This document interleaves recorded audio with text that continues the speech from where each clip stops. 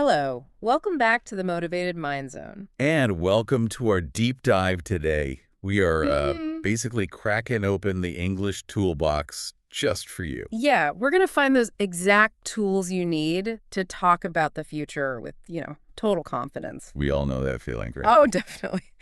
You're trying to plan something, maybe a meeting or just a coffee with a native speaker, and your brain just freezes. Mm-hmm. Do I use will? Or is it good? And then, wait a second, why did my friend just say, I am meeting when they're talking about tomorrow? That confusion is so understandable. English doesn't really have one single future tense, not like some other languages. Right. So instead, we use a bunch of different structures, and each one has its own specific flavor of time. Mm-hmm. Is it a spontaneous choice? A really firm plan? Yeah. An arrangement? So that's the mission for this deep dive. We're going to break all that down, make it simple, and give you stuff you can actually use so you never, ever sound hesitant again. It's not just about getting the grammar perfect. It's about fluency. It's about real communication. Exactly. When you pick the right structure, you're telling the listener how committed you are to something, and that little bit of nuance, that's what makes the difference. It really is. So let's just jump right in and build that foundation. We boiled it all down to four core structures that will cover like 99% of your future conversations. Okay, let's do it. So where do we start? The most famous one, I guess, the future simple, will. Yep, let's start with will. It basically has two big jobs. The first one is pretty straightforward. It's for predictions. Like the weather forecast. Exactly. It will be sunny tomorrow. Huh? Or maybe you're guessing about something at work. I think this new policy will face some challenges. It's just a forecast, not a plan you've made. Right, a prediction. But that second job is where it gets, really interesting. It's the one you hear all the time in just normal conversation. Spontaneous decisions. Yes. The decision you make right at the moment of speaking. It was completely unplanned until that second. So if a friend says, I'm really thirsty, and I say, oh, I'll grab you a glass of water. Perfect example. You didn't walk into the room with a plan to get water. You just decided right then and there. It's a spontaneous offer. I have a story for this. I was rushing out the door for a huge meeting one time, and just as I got into the hallway, I realized I'd forgotten this super important file, and I just stopped and said out loud, wait, I will grab my umbrella. No, wait, I will grab that file. Uh-huh, right. The emphasis is on the immediate, unplanned action. Our source material even called this a fun tip, and it really is. It's the most practical, quick-fire use of will. Okay, so will is for spontaneous stuff. So Right. what's the opposite of that? Well, that's a perfect transition to our second key structure, going to. Ah, okay. Going to is all about intention, right? Plans, things you've already decided before you start talking. That's the key difference. When you use going to, you are telling the other person that this isn't a new idea. The intention is already solid. So if I say, I'm going to visit my grandmother this weekend, it means I've probably already thought about it. Maybe I even called her. You've secured the intention. It shows a level of preparation. If you said, I will visit my grandmother, it kind of sounds like you just decided that right now. Oh, I see. But I'm going to visit means it's already on your mental agenda. Think of going to as the future based on a strong existing plan. Okay, this next one is the one that I think is a real aha moment for so many learners because it feels wrong grammatically. Yes. Structure number 3, using the present continuous for the future. The I am doing structure. Yep, the one we always learn for things happening right now. But if you add a future time word, it suddenly becomes this incredibly powerful future tool. Okay, but hang on. If I say I'm going to the dentist, which is a fixed plan, is that wrong? Why do I need the present continuous? What's the subtle difference? That's a great question. It's not wrong, but a native speaker might notice it's a little unnatural. The subtle difference is certainty, a certainty that comes from an arrangement. An arrangement. Yeah. If you have an appointment booked, A flight ticket bought, a reservation made. Basically, if money or a formal calendar invite has been involved, we almost always prefer the present continuous. That's a brilliant rule of thumb. If money has changed hands, use present continuous. Pretty much. So I am meeting my friends at 5 p.m. The time is fixed.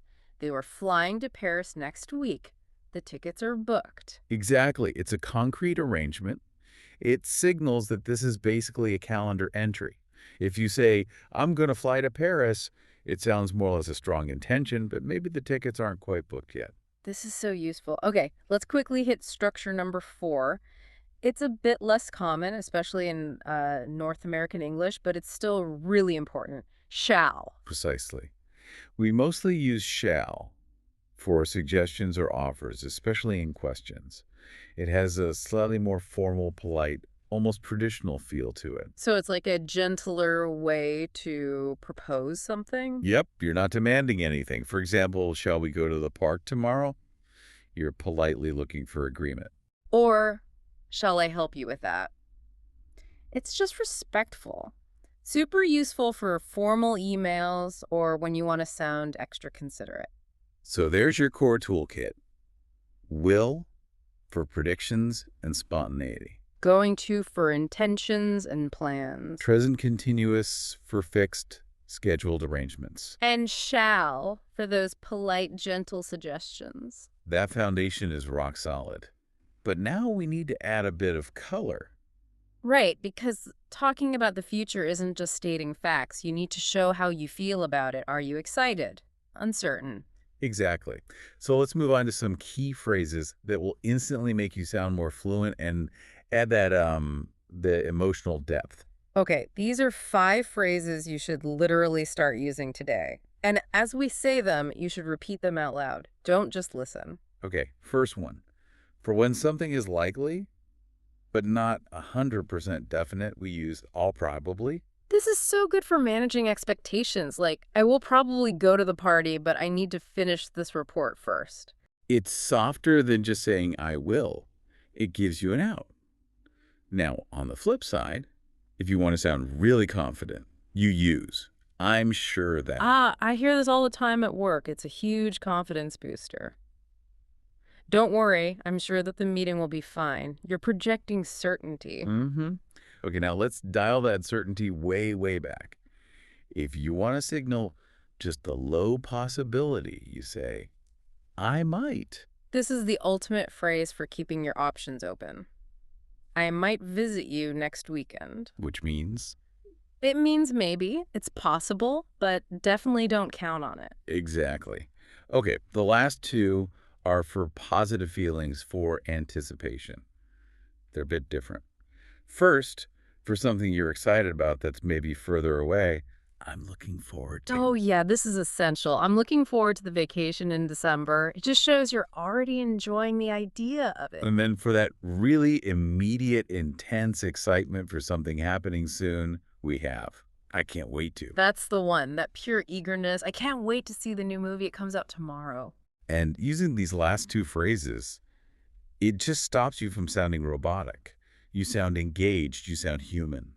Okay, it is time to switch gears. Listening is great, but the only way this stuff moves from your brain to your mouth is by actually, using it. We're officially in the practice zone. Don't be shy. We're going to give you a moment of silence, and we really want you to say your answer out loud. Okay, practice exercise 1. We're going to focus on the near future, on things you have already decided. So you should use the going to structure. Ready? What are you going to do this weekend? Take a few seconds. Did you use the contraction I'm gonna or the full I am going to? Try saying I'm gonna. It makes a huge difference in sounding natural. All right, let's try practice exercise 2. This one needs a little more uncertainty, a bit of long-term thinking. This time I want you to use that softer phrase, I'll probably... Oh, what's something you'll probably do next year? Maybe you said, I'll probably look for a new job, or I'll probably try to save more money. Using probably is just. It's so natural, it shows you know that life happens. Okay, now it's time for the mini challenge, the advanced level. This is designed to help you combine different future forms in one single thought. I like it. What's the challenge? The challenge is, can you make a sentence using going to any might? Ooh, okay. Think about that for a second. You've got a solid plan, the going to part, but there's a possibility, a contingency, the might part. Like, I'm going to start running every morning, but I might need to switch to evenings when it gets colder. That is a perfect example. You're holding both commitment and uncertainty in the same sentence. That's advanced stuff. That's fantastic. Seriously, spend some time on that one exercise. That's a real sign of growing fluency. That's right. And we really hope these 4 structures and 5 phrases help you feel way more confident when you're talking about the future. It's all about practice. Keep using them every day. If you're scheduling something with a friend, use the present continuous. If you get a sudden idea, just jump in with will. And hey, share this with anyone else you know who's learning.